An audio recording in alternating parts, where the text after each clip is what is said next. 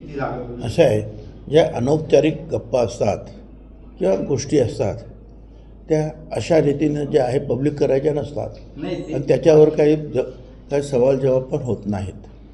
त्या अनौपचारिक असतात. निकष जे ठरवले स्ट्राईक रेट पुढे नेक्स्ट त्यांना व त्यांच्या कुटुंबियांना पुन्हा एकदा एका प्रकरणात गुंतवण्यासाठी प्रयत्न केला जात आहे म्हणताय, कारण की निवडणूक लढवत आहे.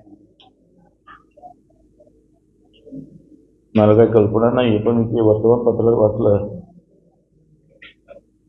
कोणाला तरी माराची सुपारी कोणीतरी कुणाला तरी दिली वगैरे असं काहीतरी ते प्रकरण होतं आणि त्या प्रकरणाचा तपास सुरू होता.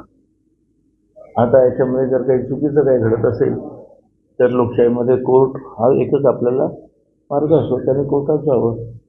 पोलिसांच्या माहितीप्रमाणे त्याने जो तपास केला त्याच्यामध्ये जे आढळलं त्या वर्तमानपत्रात मी वाचलं. लोकसभेला 10 ते 12 जागांची मागणी केली गेली, विधानसभेला किती जागांची मागणी? ते जे आहेत ते आमचं जे पॉलिट ब्युरो म्हणा किंवा आमचे जे कारभारी आहे ते अजितदादा पवार काय आपले प्रफुल्ल पटेल तटकरे ते चर्चा करत असतात. त्यांना माहिती असेल आता कुठपर्यंतची चर्चा आली. मी काय त्या चर्चेमध्ये काही जास्त लक्ष घालत नाही. साधारण किती जागा? त्याने मला काही सांगितलं नाही त्यांना काय, पण मला वाटतं 80-90 जागा त्यांनी काय मागितलेल्या आहेत. आता त्याच्यावर किती निकाल काय होते ते मला नाही काय कल्पना. आता प्रत्येकजण जे आहे आपापल्या जाहीरनाम्यामध्ये ही आश्वासन देणार, ते आश्वासन कुठे किती पूर्ण होतात काय ते काही मला माहिती नाही. पण एक आहे,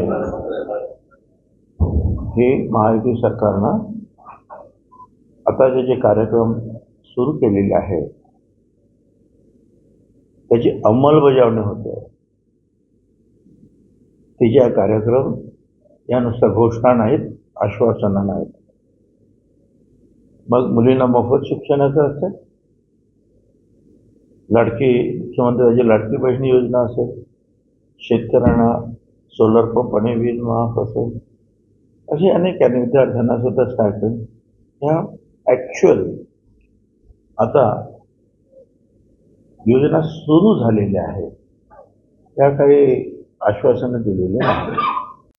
त्या पेन्शन योजनेवर सुद्धा मार्ग काढण्याचे प्रयत्न सुरू आहेत.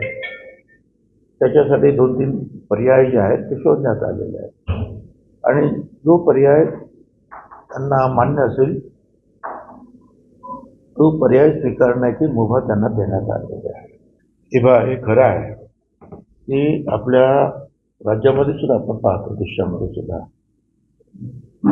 महानगरपालिकेची निवडणूक आली, आचारसंहिता, ते काम करायचं नाही. नगरपालिकेची निवडणूक आली, आचारसंहिता, काम कर. जिल्हा परिषदेची निवडणूक आली, 2 महिने काम करायचं नाही.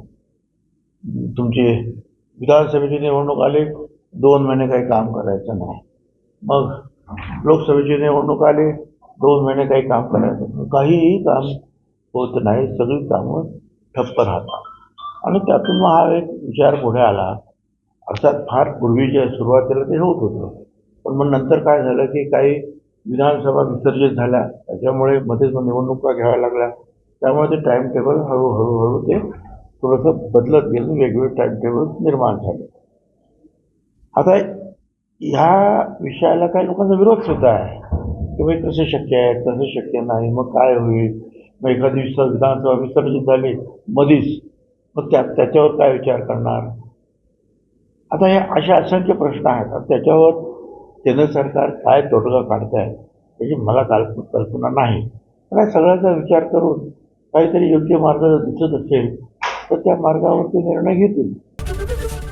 एबीपी माझा, उघडा डोळे बघा नीट.